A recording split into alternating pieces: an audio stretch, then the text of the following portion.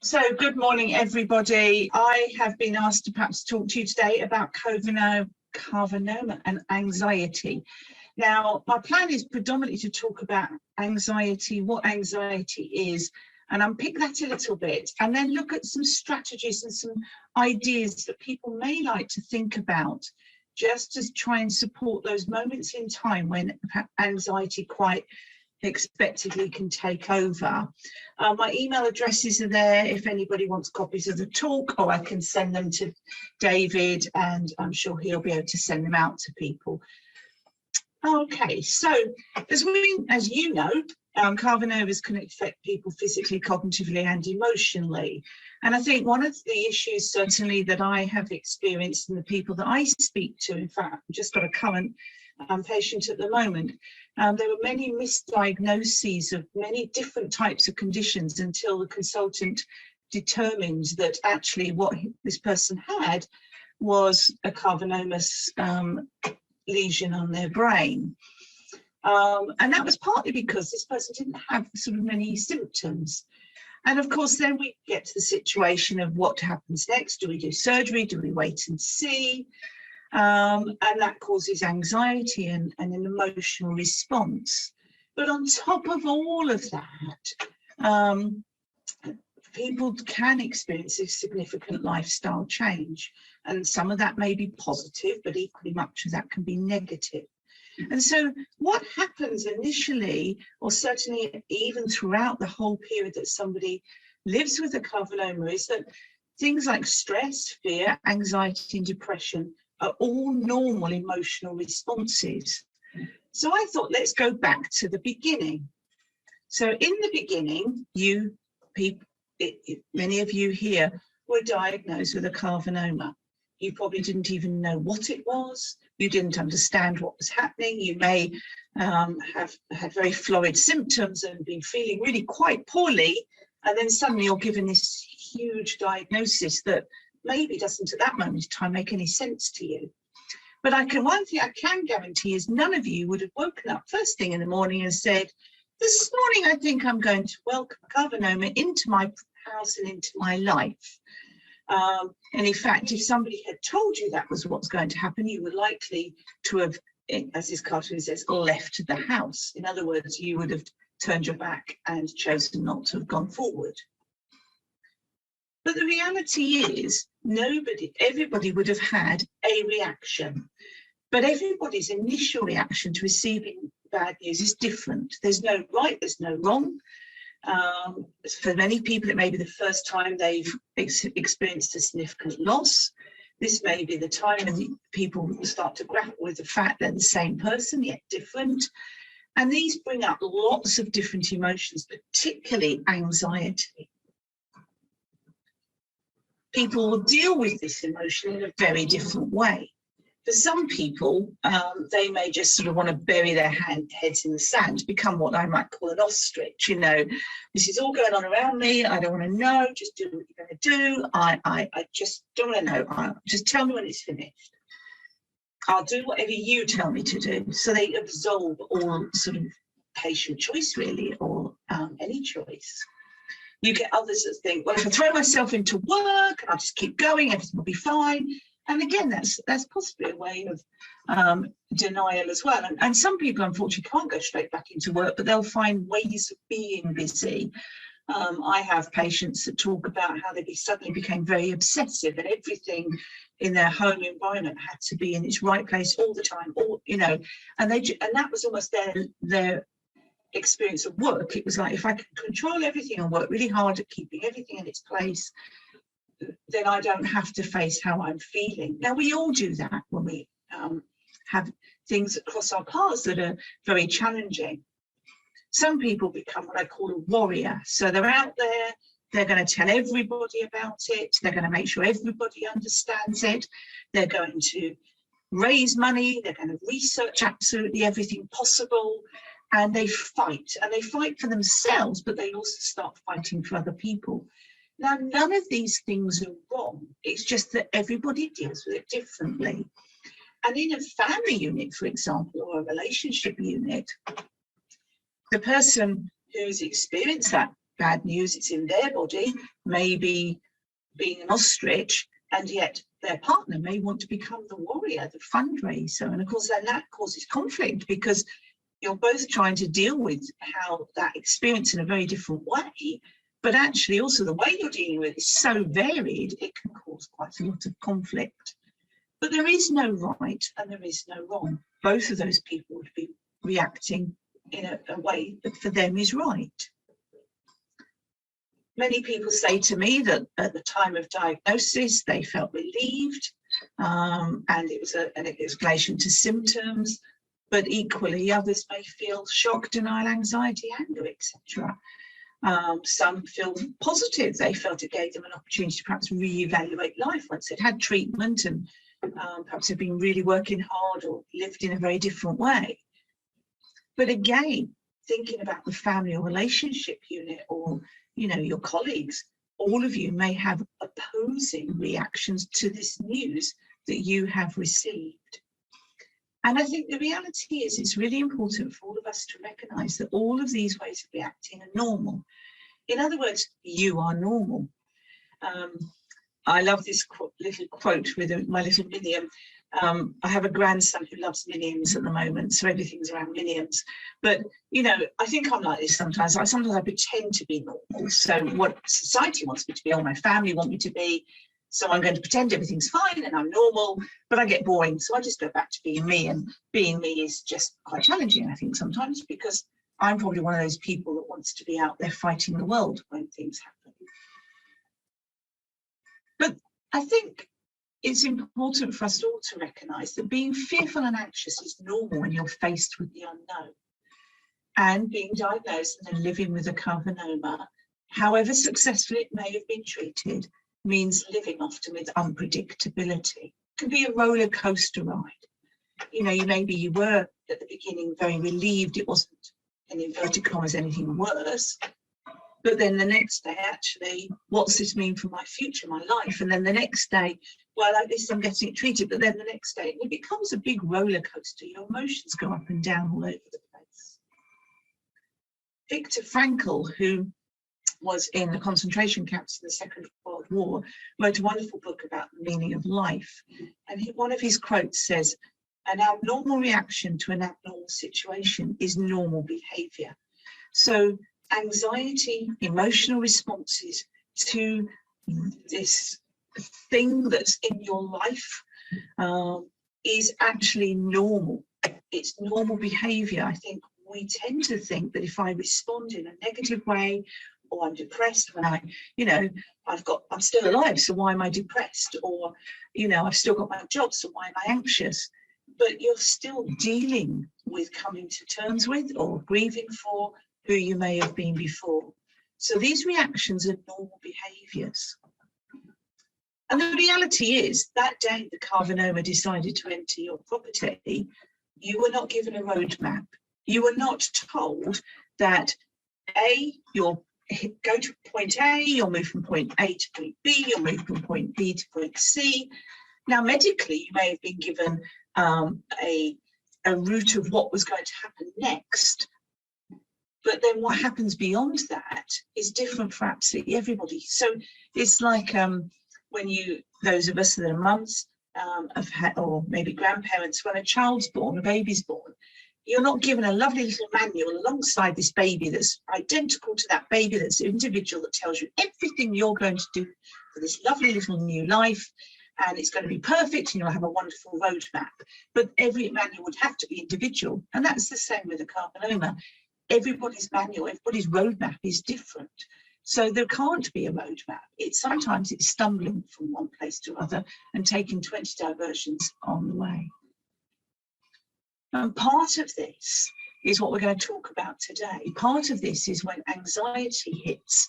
And anxiety has a number of cousins, particularly fear, stress, and worry. And we're going to look at these very briefly, but in separate ways. Because I think often what happens is people put these all together under the umbrella of anxiety. And maybe if we could look at worry, for example, and deal with worry, anxiety will naturally abate. And so it's about understanding what causes what, and what's actually the worrying bit that you need to address. So what is anxiety? Well, anxiety is a natural response to anything. We're all anxious. Bizarrely, I do many talks like this, and each one I'm always anxious about before. I'm apprehensive. But that's a normal response to something that is different. And it's much harder doing it through, whilst Zoom and Teams has been a great resource that we've all learned to use. I'm somebody that likes to see people face to face, so I think that makes me slightly more anxious. But it's normal. It's normal to the situation I find myself in. So it's an apprehension. Anxiety causes bodily symptoms of tension. People that are beginning to feel anxious can start to feel tense in their stomach, their abdomen, may need to go to the toilet. They can feel a bit stiff around their shoulders because they're hunched up. It has marked negative effects. It can affect how we respond to somebody. If you're anxious, you may snap, you may be more irritable, you may be withdrawn. And the consequence of all of these is worry. So what do we mean when we say worry? Well, worry, again, is a very normal response to a stressful situation, but it's very limited to a particular situation. Doesn't exceed the duration of that event. So I became extremely anxious and worried when I had a power cut just now, because I'm aware that I'm supposed to be talking. I couldn't remember where I put David's number to let him know that actually I am here, we just have a power cut. So I had an anxiety or worry response of, what if I can't get your number on? What if I can't find David's number? How am I going to let them know? They'll just think I'm rude. And it becomes a little bit of a spiraling circle. But actually that was normal. If somebody else had been in my position, they would have probably experienced the same. It didn't exceed the duration of the event. I'm now sitting here, I'm no longer worried. I'm relatively relaxed, and it's finished. That period, that moment of worry has been and gone. It doesn't spread to other topics. Well, I'm not now sitting here thinking, now then, what if we have a power cut for the rest of the day? I've got these things I need to do. I'm not. It's been, it's gone, it's transient. And I'm sharing that story to highlight. So I suppose it's spread to the topic of this, but it's what I'm trying to say is a transient emotion. However, people do worry, and some people worry excessively. And often what will happen is people that are perceived as worriers, it becomes, oh, well, you know, George is a bit of a worrier, you know. Sorry if there's anybody here called George, I can't see anybody, so I don't know what your names are. Or, well, they've always been like that, is who they are. But often people that have excessive worry are actually dealing with chronic anxiety or chronic stress. And therefore, if somebody is excessively worried all the time in every situation, that isn't a normal response to a situation. And it's not just part of their personality, there is something else going on. And perhaps for those of us that may experience working or living with others that have Cavernoma or any actual health condition, if their loved one is excessively worried, yes, they may have a natural propensity to worry, it's their personality, but that isn't normal. The normal worry is when it's transient, it is in that moment, however long that event moment is, and it's a normal response to something that has occurred. So I wonder what many of you may be thinking right now. Some of you may be thinking, well, I hope this finishes soon. I haven't had my morning coffee and I really need my coffee. Others may be thinking, can I actually get through today? There's a lot on the agenda. I'm feeling a bit stiff, maybe a bit achy, and I'm just a bit concerned. The positive thing is I can turn my video off, I suppose, and walk around the room, nobody will know, but oh no, and there's that sort of worry. Oh, I've just sat down, did I get the dinner out the freezer? Okay, when's the break? Oh, it's 11, okay. And again, maybe worrying about that. But then more serious worries, can I pay the bills this month? What are the kids doing? Will I get to work this week? With the train strikes, who knows? Maybe, shall I paint my toenails tonight? So you can see, all of you will have a thought in your head. And these are the sorts of thoughts that when I've said to somebody, stop, tell me what you're thinking, people tell me is what they're thinking. But we all think normal, worried thoughts. And all of these may be classed as worry, not anxiety. So let's look at anxiety and worry and try and unpick that a little bit more. So I've said anxiety is around general concerns. People are just naturally anxious, I suppose. It can come on suddenly. You can suddenly become very anxious. It may be you've just had surgery and you're about to go back to work or come out to your house for the first time, or you've been resting at home, and this anxiety suddenly comes on, and yet this isn't normal for you. You know, normally you pick yourself up and push on, but that anxiety stays. It starts to affect all areas of functioning. As a psychologist, I would say it has a biopsychosocial response. So not only does it affect your biology, anxiety changes chemical functioning in our brains, it also affects our social interaction, our psychological well-being, and it can affect us physically as well. Anxiety is based on an individual's perception of the situation. What I might see as not being anxiety-provoking, somebody else could equally see that same situation as extremely anxiety-provoking. Can stem from the general unknown. And I said earlier, having a Cavernoma, it causes that significant uncertainty of never knowing what's coming next. It's that roller coaster. So it's that unknown. I don't know what's happening. It often manifests, I've said, physically and through our thoughts. And for some people, it can lead them to almost shutting down, which can then be perceived as a depression when actually it's not, it's anxiety. Whereas worry, as I've just described with my power cut, is a specific concern. It stems from something very realistic. The power cut was realistic. The outcome of that could have been realistic. Although those of you that really want your coffee may have got your coffee a lot earlier because I may not have got back. It often manifests in the mind straight away. But the difference between anxiety and worry is it's a problem solver, it's a driver. So going back to my power cut, it drove me to work a plan out, let somebody know, sort it out, check the fuse box, all those sorts of things. It drove me to do something. The neighbour was in the garden, he'd had a power cut, I had a quick chat. So it drove me to find a solution. However, it's a cousin of anxiety, it's a component of anxiety. So that could have driven, if I hadn't have found that driver and problem solved it, it could have become completely overwhelming, particularly if I hadn't managed to get the power back on. And actually it could have started then to manifest into more anxiety. But there's no overlap. Both of these make it very hard to be present. They're all consuming, that's all you can think of. Both, particularly if they're not dealt with, can impact on quality of life. And both create emotional distress. So whilst the etiology, the underlying areas are completely different, they can look very similar because of this overlap. But again, I want to normalise some of this. Most people worry about current, future events regularly. It is a normal part of life and human condition. As I've said, it can be a motivational drive to change. It can spur you on to action. But if you become so preoccupied with the what ifs and the worst case scenarios, it all becomes a problem of its own. And that everyday worry is what I said leads to anxiety.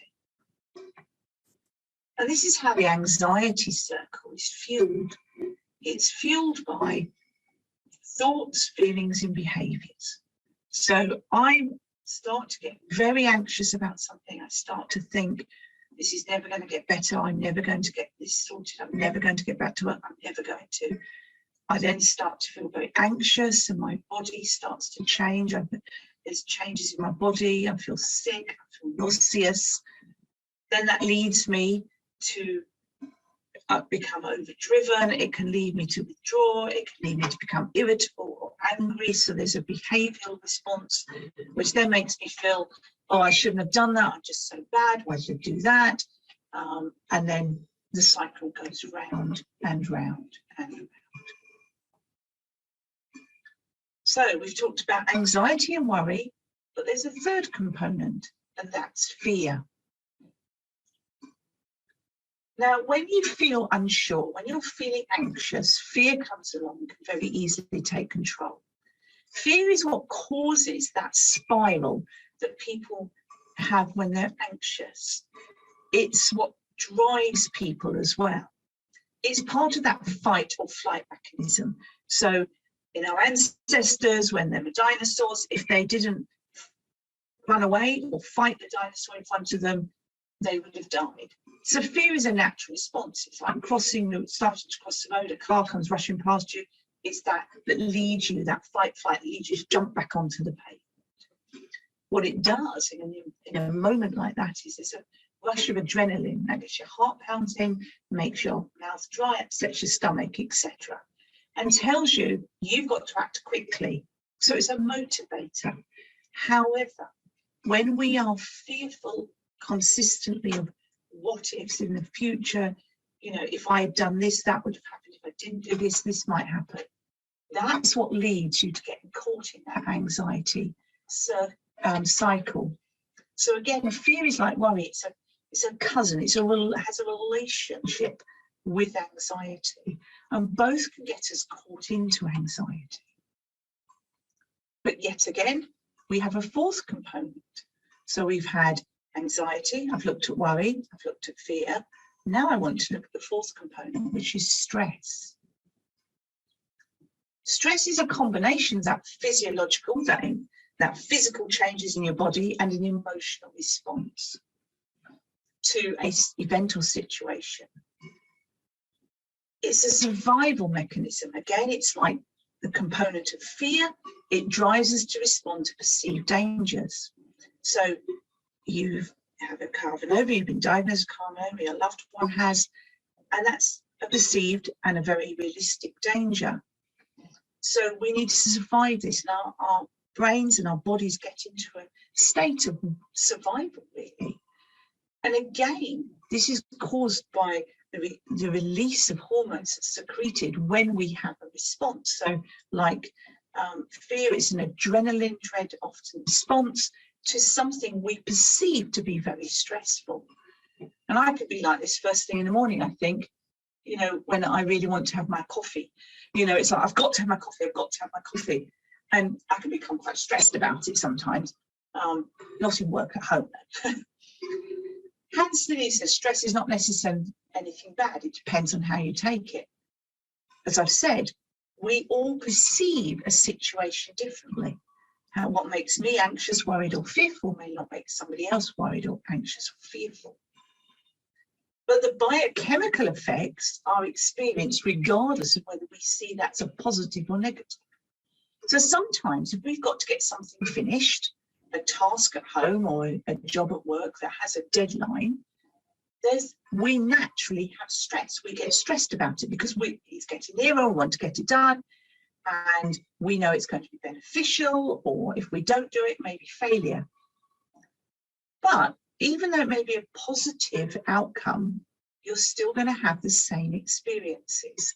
And the trouble is that our brain starts to get confused because our brains are wired to fight or flight, to run or to deal with something. And it has the physiological change, the biochemical change, but it has no idea at that moment of time whether that's a good thing or a bad thing, because it's how we then deal with it that actually changes our thought pattern, that changes it into positive or negative. So I think out of all the emotions, anxiety, with all the other things it drives, can be one of the most debilitating emotional responses, because it's very hard to determine whether this is a good or positive anxiety, worry, fear, or stress, or if it isn't, because the initial response is driven by biological changes. And it's that initial response where our brain biochemically can make a change physiologically that leads often to this roller coaster ride of emotions. And until we then deal with the underlying issue of how we're thinking about something or looking at how we can deal with something, that doesn't settle. You're still driven by our natural fight and flight syndrome. But I think sometimes it's very easy to think, well, can we be positive about everything in life? What are the disadvantages or advantages? Can we be certain? Is there a certainty in life in general? Is there advantages to always being so certain that each step is ordered? Or is it actually uncertainty helps us to look at things and to drive change? Are you somebody that tends to predict bad things to happen? Because if you do that, and because they're uncertain, that might be reasonable for you, because then at least you're always expecting the unexpected. That could be positive, but equally it can be negative. What is the likelihood of us always having neutral outcomes? Well, it's probably very rare. And is it possible that, if we deal with something that's negative, that actually the outcome will be okay? And I think often these are the questions that, I'm pondering with my patients. It's, can we have a life free of anxiety, fear and stress and worry at all times? Because life is uncertain. What you're dealing with is very uncertain. And so often what we'll do is we'll look at how others cope with uncertainty, some perhaps of close friends, how do you think they deal with it? We try and help generalize, because actually you then realize that everybody does the same thing. It's just that for some people, it becomes more unhelpful than for others. But we're still all human beings, and we're all going to have the same responses. It goes back to that Viktor Frankl quote: the emotional response you're experiencing right now is an abnormal response to an abnormal situation, but actually it's normal. So I love this quote. Yesterday is history, tomorrow is a mystery, but today is a gift. And that's why it's called the present. And anxiety and worry and fear takes you away from being able to be in the present. It takes you away from recognizing that what happened yesterday has been and gone. It's gone. That today we don't know what's going to happen. I didn't know. I couldn't have predicted we were going to have a power cut. I couldn't have done that. I don't know what's going to happen when I finish here and I go out and help my husband clear the garden shed for the new one to be built. I might find a nest of rats in there. I don't know. I don't know if it's going to rain today. So can I get my washing done? I don't know. But actually, and I don't know what's going to happen tomorrow either. I can plan for tomorrow, but I still don't know. But really, if I live in the day, in the present, and do everything I've planned in the way I feel I can do it, with some caveats, then maybe my life will be less anxiety provoking. Easier said than done, I think. But I do think that I think it's really important to me. And I have this quote on a different picture, the same quote, different picture on my wall at work, to remind me and my patients to perhaps accept the things I can't change, but have courage to change things. So when they come to see me and they're anxious and really worried, they need courage to change things. And we look at those things they can change, and just perhaps learn to live with sometimes the things they can't, but it's having wisdom to know the difference. So I'm just going to suggest some strategies that may be helpful to you. So one of the things that I teach all my patients that suffer with severe anxiety and fear is about helping them recognize that just trying to say, I'm not going to worry anymore, everything's going to be perfect, I'm going to think positively, just doesn't work. Because the minute you've had that thought, the next thought will be, I wonder if my lift's got here yet, or I wonder if I'm going to miss the bus going home, or. So rather than suppress that anxious thought and try and be, positive thinking has its place, but I don't want people to become Pollyannas where everything's wonderful until it isn't anymore. For those of you that are like me, slightly older, may remember Pollyanna, who was a lovely little girl who just thought life was wonderful to be lived, which was great, and then she had a major accident. It really challenged that thought. And that's what happens if we try and suppress thoughts. If we try and, okay, I'm not going to worry anymore, everything's fine, everything's going to be lovely today. What we're doing is suppressing it for the moment, but it will pop back up in a different way. So what we try and do is look at perhaps postponing worry. Can we create a habit that helps us postpone worry? So what we do is we create a time in the day that should be roughly the same time every day in the same place.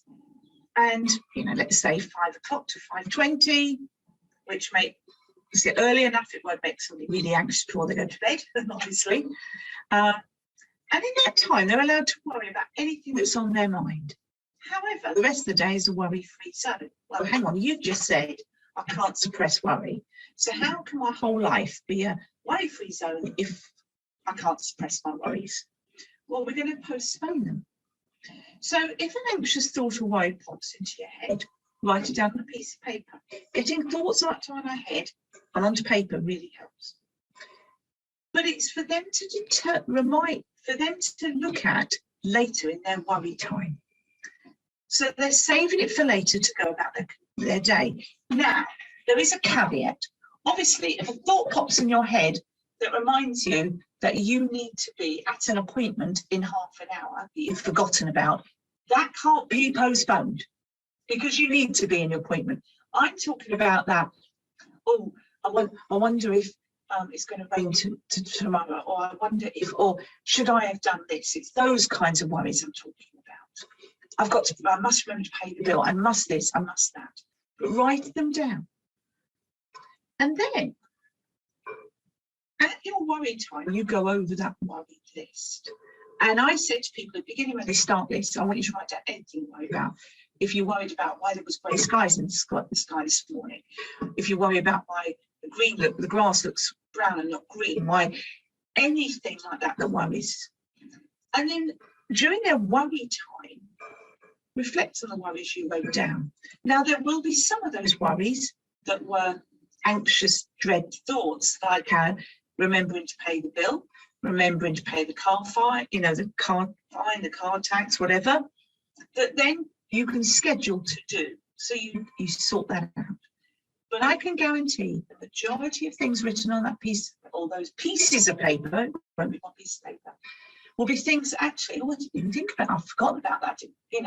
They are things that pop into our heads that we all have popping into our heads that actually, really, they bothered us at that moment, but 5 hours later have no meaning to life. And the reason we get people to do this is because if that worry at that moment in time isn't dealt with in a positive way, in a proactive way, if they are struggling with anxiety, that increases anxiety. And when the next worry pops into the head, if that isn't dealt with in a proactive way, the underlying anxiety we're already dealing with is going to increase and increase and increase. So this is a way of nipping anxiety increase in the bud so that we can then deal with the anxiety in a richer way. Now, it sounds foolish, it sounds silly. We've done quite a lot of research on this. We know it works. We've seen people come off quite major medications as a result of using a worry time. And I encourage people to start with 10 minutes. It's more than enough, because what you'll find is you'll sit there and you'll be twiddling your thumbs, but you set a stopwatch, you do not move for 10 minutes. So even if you look at your worry list and think, oh, that's a bit of, I'm not worried about any of that now, and you've put the two things that are important on another list, you've still got to sit there. Because it's about teaching yourself that you can take control. You can take control over what pops into your mind and deal with it proactively. And hopefully this will help leading people to feeling less stressed. And the other thing I want to talk about, so that's a very proactive strategy for dealing in the moment. But actually, another really positive way of dealing with anxiety and all its cousins is about self-care. Well, self-care, I haven't got time for that, or, isn't that a bit selfish, being a bit pandering to oneself? But actually, self-care is not a waste of time. It's not a pander to ourselves. Self-care makes use of our time more sustainably. What we put into our bodies and what we do with our bodies is sustainable. It's that stuff that we do to ourselves that brings about positive effect that lasts. It's about empowerment. And when we feel empowered, we feel better and effective. So I'm talking about empowerment of knowing yourself. And that's the very first step in learning to care for oneself. So what happens in my body? What are my symptoms? What are the effects of what I've dealt with in my body? Not what happened in person X's body, in my body. Now, that may be very similar to person X, but this is about taking time to think about you. What is it I want to know? What is it I want to recognise? You know, what do I want to ensure that I hear from the consultant? Or what is it I want to learn about my condition? It's all about power and knowledge. And we know that knowledge is power. And this is the comment when I start talking about self-care. Everybody says, but I haven't even got a minute. I don't have a minute to myself. I don't have time. I've got to do this, I've got to do that, everything's around my drugs, everything's around this regime, that regime. I just don't have the time. So don't start talking about self-care and don't start talking about relaxation mindfulness because I haven't got a minute. Now, if I was in a room with you at this moment in time, I would ask each one of you to be quiet, to close your eyes, and when you thought you've got a minute, when you think a minute's up, I'd ask you to put your hand up or to stand up. And I can tell you the first person is likely to put their hand up or stand up at around 18 seconds. Seems to be the average. And then you get a snattering to about 32 seconds, 34 seconds. Then you get a bit of a lull. Then about 50 seconds, the majority of the room this time got their hands or standing up. Accurately on seconds. People to stand up, put their hands up to about 80 seconds. We are not good at recognising what a minute is. But then I say to them, right, those of you that now know when 60 seconds occurred, how long did that feel? And many people say to me, actually, for quite a long time. Or it's longer than I thought it was, because then the people stood up earlier. And I think that minute, we can all do quite a lot in. So we could all do what I call a 1-minute body scan, which is like going in your own personal MRI scanner. It goes through your whole body, you know, the donut scanner you go through. You start going through it, and you start at the top, really should be at the top of your head. Look at your scalp, how's my head feeling? Going down through your head. So, am I feeling a bit tense around my jaw, around my neck? How are my shoulders feeling? Oh, yeah, that one's a bit sore. Yeah. Oh, how am I feeling my back? Down to my abdomen, how's my tummy feeling? My hips, my thighs, all the way down to your feet.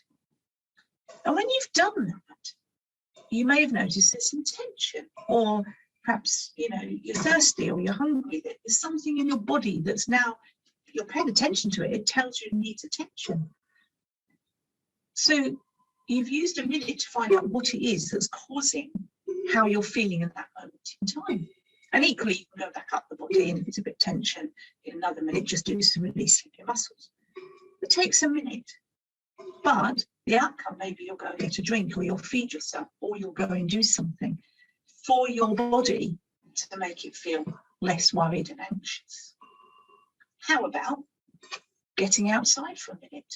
Either walk out, get somebody to help you outside, sit down, stand there, just look up the sky and contemplate. And think about, you know, wow, those clouds are moving really fast. Look at the shapes of the cloud. It's a night sky. Look at the stars. And just remind yourself how amazing life is, how infinite it is. You know, just telling ourselves we belong to such an amazing universe just stops us for a moment. But not only do we need to be mindful, which is really what that was, we also need to think about what we're feeding ourselves with. I love this. I had pizza for lunch today and last night and breakfast this morning. Well, the reality is none of us would do that. Well, I think none of us would. We wouldn't know to eat pizza for days on end, would we? So we shouldn't just always live on focus time and little playtime, no downtime. Mental wellness is all about giving your brain lots of opportunities to develop in different ways.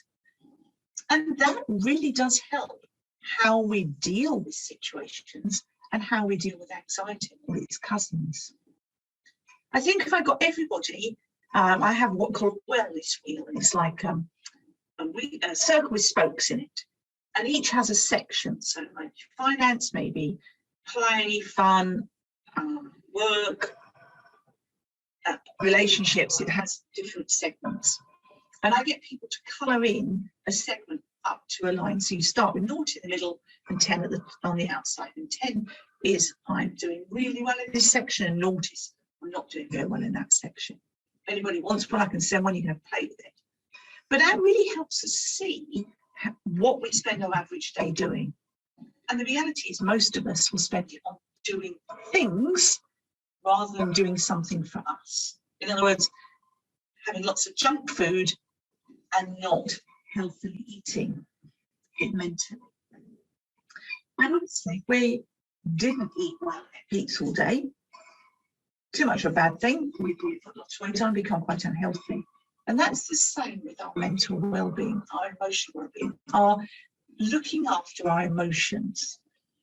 And so think about perhaps trying to map out what you do in a day and see how much of it you are eating, possibly the wrong things, and how you could adjust that. Smile. When you smile, it releases all those lovely, what we call positive hormones in our brains. It changes our biochemical change. But I don't feel like smiling. Life's awful. I'm anxious. I'm fed up. I'm depressed. But actually smiling, even if it's only for a minute, can change your outlook on life. And if you practice smiling, and I mean smiling, not putting a grin on because I've got to smile because she's just a smile, actually engaging yourself to smile, you will feel, and it does bizarrely reduce anxiety because it overwhelms the adrenaline, the negative hormone, and replaces with endorphin. And I play, my husband laughs, my family laugh at me. I'm the kind of person that smiles a lot. So if we go to a restaurant, to a coffee shop, and I always seem to get the most, I get the poor waitress or waiter who's just had enough of the day and just looks really sad. And I will smile permanently and I will say, good morning, how are you today? Or if they come to me with a big smile, thank you for that knife, thank you for the fork, thank you for the menu, thank you very much, bring my dinner, and I will smile at them. If they catch my eye across the restaurant, I'll smile at them. And I have a determination to make that person smile before the end of the session, the time we leave. And it works, because the thing is, if someone's smiling at you, you can't but not mirror it. It's an innate response. We see that in primates, that if you're with a monkey, you start scratching yourself, the monkey will copy you. If you show facial expression, the monkey will try and mirror that. Animals do the same. It's an innate response to connection with somebody else, but it also makes you feel better.